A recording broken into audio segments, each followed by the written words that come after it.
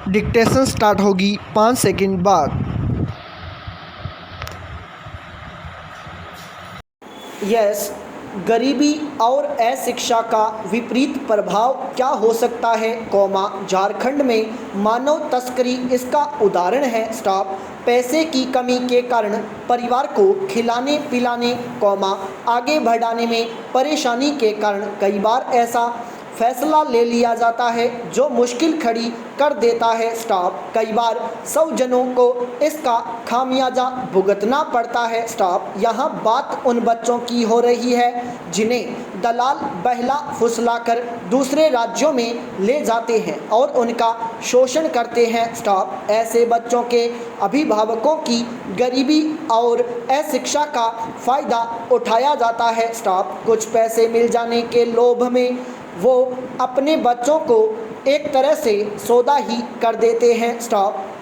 हालांकि यह भी सही है कि सभी मामलों में उन्हें वस्तु स्थिति का पता नहीं होता।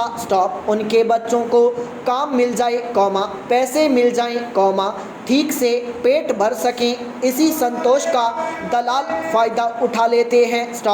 झारखंड का संताल परगना का इलाका आदिवासी बहुल है, आदिम जनजाति के लोग भी वहाँ रहते हैं जो बोले हैं और दुनियादारी से अनजान भी। गरीबी और अशिक्षा का यहाँ बोलबाला है। पिछले दिनों साहिबगंज में 4 बच्चियों को मानव तस्करों के चंगुल से मुक्त कराया गया। मानव तस्कर दंपति इनको काम दिलाने के नाम पर चेन्नई ले जा रहे थे, तभी पुलिस के हत्थे चढ़ गए। असल में मानव तस्कर दंपति इनको रांची ले जाने के लिए बस का इंतजार कर रहे थे। गश्ती पुलिस दल ने बच्चियों को देखा तो उनको शंका हुई। पूछताछ में दोनों संतोषजनक जवाब नहीं दे सके। यह मामला पहला नहीं है। इस मामले में कई बार बच्चियों, किशोरियों और युवतियों को मानव तस्करों के चंगुल से मुक्त कराया जा चुका है। यह अच्छी बात है कि साहिबगंज जिले में पुलिस सक्रिय है और हाल के दिनों में कई मानव तस्करों को गिरफ्तार कर किशोर किशोरियों को मुक्त कराया गया है। पिछले साल जिले में एंटी ह्यूमन ट्रैफिकिंग यूनिट भी खोली गई है। मानव तस्करों पर नकेल को बेहद कड़ी कार्रवाई जरूरी है ताकि उनमें डर हो। संदेश जाए कि ऐसा किया तो अंजाम बुरा होगा। पैरा कोई भी नई व्यवस्था अपने वास्तविक रूप में आने में समय लेती है। वस्तु एवं सेवा कर यानी जीएसटी के साथ भी यही हो रहा है। 1 जून 2017 को अप्रत्यक्ष कर प्रणाली में सुधार करते हुए देश में इसे लागू किया गया था। विभिन्न वस्तुओं और सेवाओं पर केंद्र और राज्यों के स्तर पर लगने वाले सभी 17 प्रकार के करों शुल्कों को खत्म कर एक देश एक कर की व्यवस्था लाई गई थी। तब से 4 साल बीत चुके हैं, कर की अलग अलग दरों को छोड़ दें तो अब तक इसका अनुभव सही रहा है। इसमें दो मत नहीं कि जीएसटी व्यवस्था देश की अर्थव्यवस्था को तेजी से एक संगठित रूप दे रही है। जब कोई अर्थव्यवस्था संगठित रूप लेती है तो अप्रत्यक्ष कर के साथ साथ प्रत्यक्ष कर का भी दायरा बढ़ता है। इससे देश को दोहरा फायदा होता है। 4 वर्षों में करदाताओं का आधार 66.25 लाख से बढ़कर 1.28 करोड़ हो चुका है। इसके तकनीक आधारित होने से भी जो कर चोरी को अंजाम दे रहा है वह ऑडिट के दौरान आसानी से पकड़ में आ जा रहा है। अब अपने कारोबार को बिना इसके तहत पंजीकरण कराए किसी के लिए कामकाज करना संभव नहीं रह गया है। इससे हर स्तर पर पारदर्शिता बढ़ी है। अब सरकार को पता होता है कि किस कंपनी में कितने कर्मचारी काम कर रहे हैं।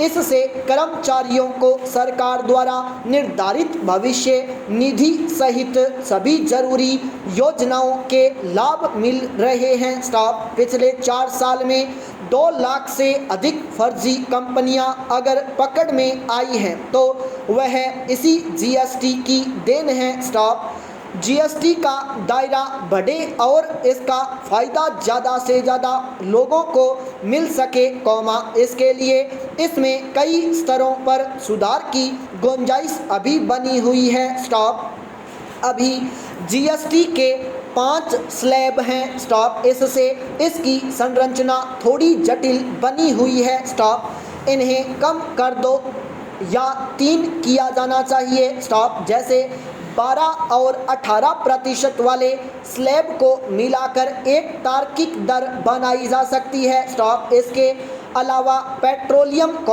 बिजली, रियल एस्टेट और शराब को भी जीएसटी के दायरे में लाने की मांग लंबे समय से हो रही है। स्टॉप अब समय आ गया है कि जीएसटी परिषद इस पर गंभीरता से विचार करे। स्टॉप पूरे देश में इन पर समान रूप से कर लगाए जाने से इनकी कीमतों को लेकर विसंगति दूर होगी और वे सस्ते भी होंगे। स्टॉप इसके साथ साथ जो राज्य जीएसटी संग्रह में अच्छा प्रदर्शन कर रहे हैं उन्हें केंद्र सरकार को कुछ बोनस देना चाहिए। स्टॉप तिमाही रिटर्न भरने और तिमाही पेमेंट की व्यवस्था लाने पर भी विचार किया जाना चाहिए। स्टॉप उम्मीद है जैसे जैसे सुधार की प्रक्रिया आगे बढ़ेगी जीएसटी का दायरा बढ़ेगा। स्टॉप और फिर देश का टैक्स जीडीपी अनुपात भी बढ़ेगा। स्टॉप अभी यह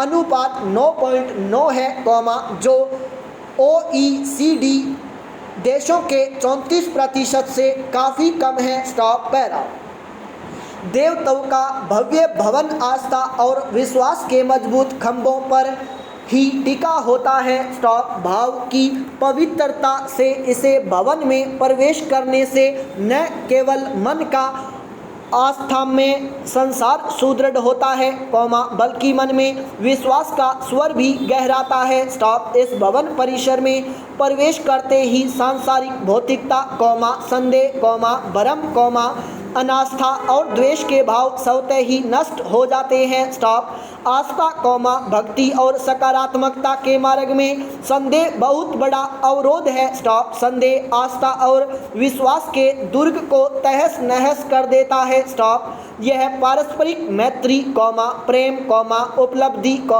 विकास, सौहार्द को भी समाप्त करने में भी देर नहीं लगाता। स्टॉप वैचारिक संशय मनुष्य के व्यक्तित्व को न केवल कमजोर और शिथिल बनाता है, बल्कि जीव को जीवन विकास की मुख्य धारा से भटक जाने को भी विवश करता है। स्टॉप संदेह के रथ का सारथी बन व्यक्ति ऊहापोह, वितृष्णा, संशय, भटकाव और मन की अस्थिरता के साथ अज्ञान के जंगल में गुम हो जाने के लिए विवश होता है, लेकिन आस्था के रथ में पवित्रता के कवच से लेस हो वह आनंद के स्थायी लोक में निर्भय हो निवास करने के लिए स्वतः ही प्रेरित है। स्टॉप आस्था का रथ स्वयं प्रभु द्वारा संचालित होता है, जिसमें संदेह, भ्रम और नकारात्मकता के लिए कोई स्थान नहीं बचता। स्टॉप पैरा मनुष्य रूपी सारथी का रथ अनेक बार चालाकियां और